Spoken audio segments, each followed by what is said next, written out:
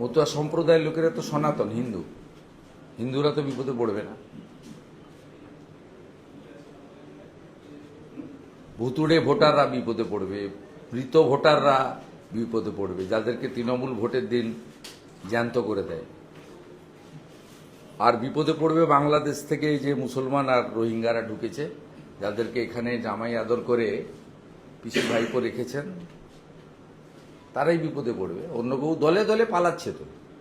আমি বাংলাদেশি মুসলমানদেরকে বলছি পালানোর কাজ চলছে। এর আগে আমি যখন পেট্রোপোলে অবরোধ করি, নিউ মার্কেট ফাঁকা হয়ে গেছিল।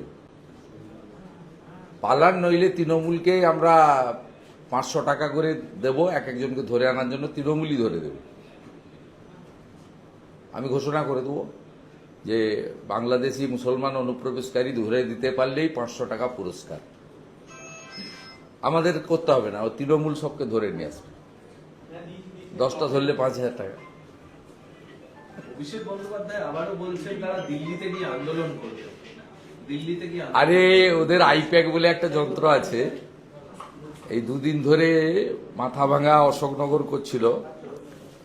যেই সিও অফিস আজকে একদম জুতো মেরেছে, বলেছে উত্তর 24 পরগনা আর কোচবিহারের ডিএমরা হচ্ছে অথরিটি। সেকশন কোড করে অফিস বলে দিয়েছে। আমি আপনাকে পড়ে দিচ্ছি সেকশনটা, যে নোটিশটা টিএমসি পেয়েছে। সেই নোটিশটাতে ইলেকশন কমিশনের পক্ষে সিও অফিস বলে দিয়েছে, যে একদম ক্রিস্টাল ক্লিয়ার বলে দিয়েছে যে এটা জেলা শাসকদের কাজ, ডিইওদের কাজ।